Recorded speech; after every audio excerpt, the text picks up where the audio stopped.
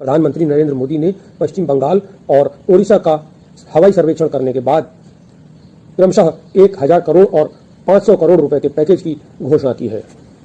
शुक्रवार को श्री मोदी ने पश्चिम बंगाल की मुख्यमंत्री ममता बनर्जी के साथ महाचक्रवात अम्फान से प्रभावित क्षेत्रों का हवाई सर्वेक्षण किया और इसके पश्चात दोनों राज्यों में राहत एवं बचाव कार्यों की अलग अलग समीक्षा बैठक भी की।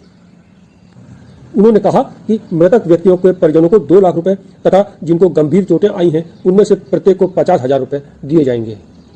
प्रधानमंत्री ने कहा कि देश इस संकट की घड़ी में बंगाल के साथ खड़ा है। वैज्ञानिकों का कहना है कि कोरोना अभी जाने वाला नहीं है और इससे लड़ने का ढंग बदलना होगा। मालूम हो कि कोविड के संक्रमण में लगातार इजाफा हो रहा है तथा पिछले 24 घंटों के दौरान दुनिया में रिकॉर्ड 1 लाख नए संक्रमण सामने आए हैं। देश में शुक्रवार को कोरोना वायरस के संक्रमण के एक दिन में अब तक के सर्वाधिक 6088 मामले सामने आए हैं और कुल संक्रमित लोगों की संख्या बढ़कर 1,18,447 हो गई है। कुल 148 लोगों की मौत के बाद मरने वालों की संख्या 3,583 हो चुकी है। पूरी दुनिया में मरने वालों की संख्या आज तक 3,36,641 हो चुकी है और कोरोना का कहर अभी थमता नहीं दिख रहा है। पाकिस्तान के कराची के रिहायशी इलाके में पाकिस्तान इंटरनेशनल एयरलाइंस का एक विमान दुर्घटनाग्रस्त हो गया। इस हादसे में 45 लोगों के मारे जाने की खबर है। विमान में 99 यात्री और 8 क्रू मेंबर सवार थे। बताया जा रहा है कि कराची में लैंड करने से पहले PIA के A320 विमान के दोनों इंजन फेल हो गए थे। यह जहाज 15 वर्ष पुराना था। देश में 25 मई से विमान सेवाओं के लिए शुक्रवार को बुकिंग शुरू हो गई। पहले दिन के लिए दिल्ली से मुंबई के बीच के विमानों की सभी उड़ानों के टिकट 1 घंटे में ही बुक हो गए। चीन की भारत की पश्चिमी सीमा पर निगाह रखने की पॉलिसी भारत के लिए बड़ी चुनौती बन रही है। व्यापारिक गतिविधियों के नाम पर बनी यह नीति चीनी सेना की आक्रामकता को बढ़ा रही है। पता हो कि लगातार सीमा उल्लंघन के मामले बढ़ते जा रहे हैं। सूत्रों का कहना है कि इस साल 4 महीने में चीनी पक्ष की ओर से करीब 170 घटनाएं सीमा उल्लंघन की हुई हैं। इनमें से 130 घटनाएं लद्दाख इलाके में हुई हैं। चीन की इस बढ़ती आक्रामकता को लेकर भारत सतर्क है तथा भारत की कोशिश है कि बातचीत के जरिए तनाव कम हो। लंबे लॉकडाउन से कर्ज चुकाने में मुश्किलें झेल रहे लोगों और कंपनियों को रिजर्व बैंक ने शुक्रवार को बड़ी राहत दी। केंद्रीय बैंक ने EMI चुकाने से छूट की मोहलत को 3 माह बढ़ाने का ऐलान किया है। इसकी शर्तें बैंक तय करेंगे। रिजर्व बैंक ने ब्याज दरों में एक बार फिर 0.40% कटौती कर दी है, जिससे घर, वाहन, पर्सनल लोन आदि सस्ते होंगे। विशेषज्ञों का कहना है कि EMI न चुकाने की 6 माह की मोहलत मिलने से ग्राहकों और कंपनियों के पास दूसरी जरूरतों को पूरा करने के लिए पूंजी रहेगी और उन पर दोहरा बोझ नहीं पड़ेगा।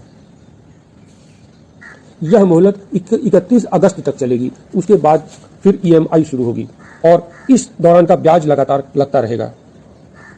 उत्तर प्रदेश के औद्योगिक विकास मंत्री सतीश महाना का कहना है कि प्रदेश सरकार लॉकडाउन से प्रभावित उद्योगों में तेजी आने का अनुभव कर रही है। उन्होंने बताया कि बिजली की बढ़ी खपत बता रही है कि उद्योगों ने तेजी पकड़ी है। Council for the Indian school certificate examinations की परीक्षाओं की नई तिथियां घोषित कर दी गई हैं। ICSE हाई स्कूल की शेष परीक्षाएं 2 जुलाई से होंगी, जबकि ISC इंटरमीडिएट की परीक्षाएं 1 जुलाई से शुरू होंगी। परीक्षा के दौरान सोशल डिस्टेंसिंग का और सैनिटाइजेशन का पूरा ख्याल रखना होगा तथा बगैर मास्क के परीक्षा भवन में प्रवेश नहीं मिलेगा। हाई कोर्ट की लखनऊ बेंच ने केंद्र और राज्य सरकारों से पूछा है कि वह अपने गांवों और शहरों को लौटने वाले मजदूरों व प्रदेश में फंसे मजदूरों को क्या सुविधाएं दे रही हैं। न्यायालय ने दोनों सरकारों को अगली सुनवाई तक हलफनामे के साथ स्टेटस रिपोर्ट देने का आदेश दिया है। मामले की अगली सुनवाई 2 सप्ताह के बाद होगी। कोरोना महामारी से निपटने की रणनीति को लेकर विपक्षी दलों ने शुक्रवार को वीडियो कॉन्फ्रेंसिंग के जरिए मीटिंग की। 22 विपक्षी पार्टियों ने सरकार के सामने नया और समग्र वित्तीय पैकेज घोषित करने, संसदीय कामकाज को बहाल करने समेत 11 मांगे रखी।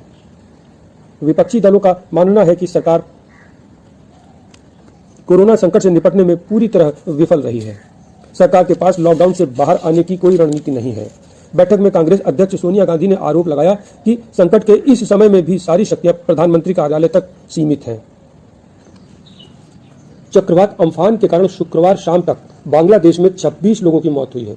आपदा प्रबंधन और राहत राज्य मंत्री मोहम्मद इनामुर रहमान ने बताया कि आरंभिक अनुमान के मुताबिक चक्रवात से आवास, आधारभूत संरचना, जल संसाधन और कृषि क्षेत्र को 11 अरब टका का नुकसान हुआ है। चक्रवात अम्फान से प्रभावित भारत व बांग्लादेश की सहायता करने के लिए यूरोपीय संघ ने संकट की घड़ी में मदद के हाथ आगे बढ़ाए हैं और भारत के लिए 5 लाख यूरो यानी कि 4.14 करोड़ रुपए की मदद की घोषणा की है। बांग्लादेश के लिए शुरुआती निधि के तौर पर 1.1 मिलियन यूरो यानी 9.10 करोड़ की मदद का ऐलान किया है। केंद्रीय स्वास्थ्य मंत्री हर्षवर्धन ने शुक्रवार को 34 सदस्यीय WHO कार्यकारी बोर्ड के अध्यक्ष का कार्यभार संभाल लिया है। डॉक्टर हर्षवर्धन ने जापान के हिरोकी नाकातानी का स्थान लिया है। बोर्ड के अध्यक्ष के पास पूर्णकालिक कार्य नहीं होता है, उसे केवल कार्यकारी बोर्ड की बैठकों की अध्यक्षता करनी होती है। कार्यकारी बोर्ड में 34 सदस्य होते हैं जो स्वास्थ्य विशेषज्ञ होते हैं। बोर्ड की साल में कम से कम 2 बार बैठक होती है।